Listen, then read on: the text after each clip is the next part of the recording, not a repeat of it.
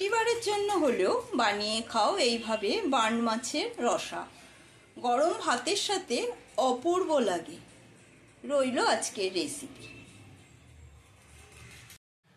Burn মাছ বানানোর জন্য এখানে নিয়েছি 9 পিস বার্ন। এই বার্ন মাছের মধ্যে দিয়ে দিচ্ছি লবণ,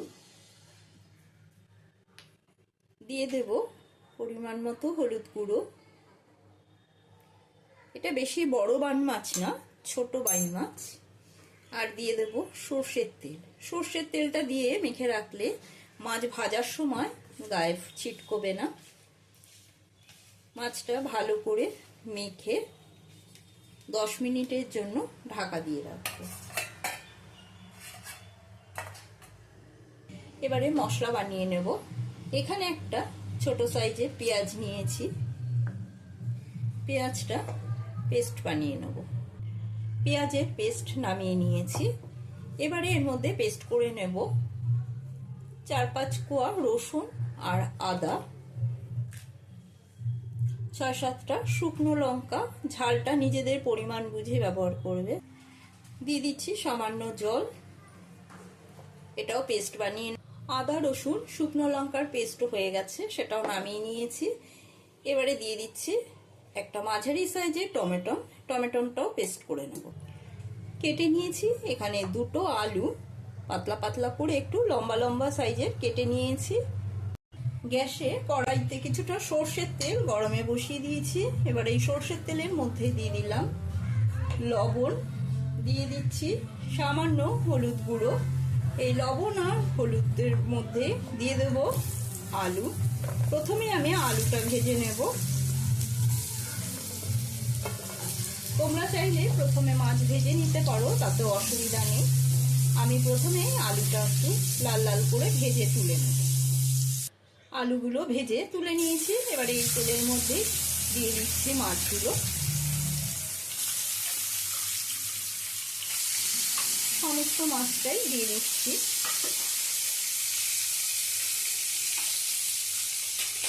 মাছটা দিয়ে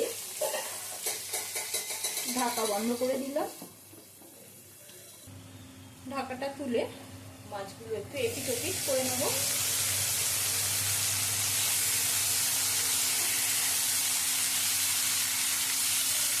এই মাছে প্রচুর পরিমাণে রক্ত হয়, ভীষণই ভালো এই মাছ স্বাস্থ্যের পক্ষে। মাছটা উল্টে দিয়ে আবার একটু ভেজে নেব। আবারও ঢাকাটা সরিয়ে নিচ্ছি। মাছগুলো এপিট ওপিট করে ভাজা হয়ে গেছে। এবারে তুলে নেব। সমস্ত মাছগুলো তুলে নেওয়ার পরে কড়াইতে আবারও 3 চামচ মতো সর্ষের তেল দিয়ে দিচ্ছি। সর্ষের তেলটা ভালো করে গরম করে নিয়ে ফোড়ন দিয়ে দিচ্ছি তেজপাতা আর গোটা জিরে। ফোড়নটা একটু ভালো করে নেড়ে চেড়ে নেব। নেড়ে চেড়ে নিয়ে ফোড়নের থেকে সুন্দর গন্ধ বেরোলে এর মধ্যে দিয়ে দেবো একটা পেঁয়াজ কুচি করে কেটে নিয়েছি। পেঁয়াজ কুচিটা ভেজে নেব। পেঁয়াজটা প্রায় ভাজা ভাজা হয়ে এসেছে। এবারে এর মধ্যে দিয়ে দেবো বেটে রাখা পেঁয়াজটা। পেঁয়াজের পেস্টটা দিয়েও কিছুক্ষণ নেড়ে চেড়ে নেব। এবারে দিয়ে দিচ্ছি আদা রসুন আর শুকনো লঙ্কার পেস্ট। এটি দিয়েও নেড়ে চেড়ে নেব আদা রসুনের কাঁচা গন্ধটা চলে যাওয়া পর্যন্ত। আদা রসুনের কাঁচা গন্ধটা চলে যাওয়ার পরে এবারে এর মধ্যে দিয়ে দেব টমেটো পেস্ট। তার সাথে দিয়ে দিচ্ছি 1 চামচ কাশ্মীরি লঙ্কার গুঁড়ো। টমেটোটাও নেড়ে চেড়ে নেব কাঁচা গন্ধটা টমেটোর চলে যাওয়া পর্যন্ত। টমেটোর কাঁচা গন্ধটা চলে গেছে। এবারে এর মধ্যে দিয়ে দিচ্ছি জিরের গুঁড়ো। 1 চামচ মতো জিরে গুঁড়ো দিলাম আর 1/2 চামচ মতো হলুদ গুঁড়ো, স্বাদ অনুসারে লবণ। দিয়ে দিচ্ছি সামান্য মশলার বাটি ধোয়া জল। এবারে সমস্ত মশলা 2 থেকে 3 মিনিট ধরে কষিয়ে নেব। মশলাটা ভালো করে কষিয়ে নেওয়ার পরে দিয়ে দেবো আরও কিছুটা জল।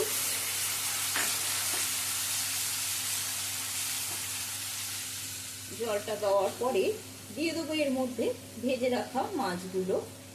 ভেজে রাখা মাছগুলো দিয়েও কিছুক্ষণ কষিয়ে নেব। এই মাছটা যদি এরকম মশলার সাথে কষিয়ে নাও তবে মাছের স্বাদটা আরও বেশি বেড়ে যায়। আর এই মাছটা একটু ঝোলে দিলে শক্তই হয়ে যায়।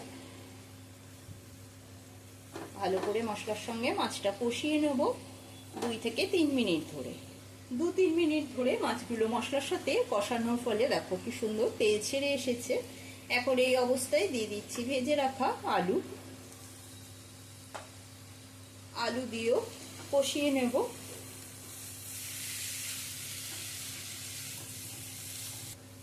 ভালো করে সমস্ত কিছু দিয়ে কষিয়ে নেওয়ার পরে দিয়ে দিচ্ছি জল।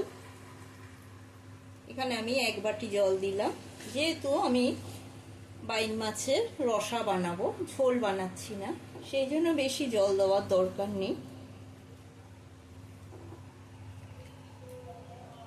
হালকার উপর একটু নেড়ে চেড়ে নিয়ে এবারে এর মধ্যে দিয়ে দিচ্ছি আরো 2টো কাঁচা লঙ্কা। ঢাকাটা বন্ধ করে দিলাম।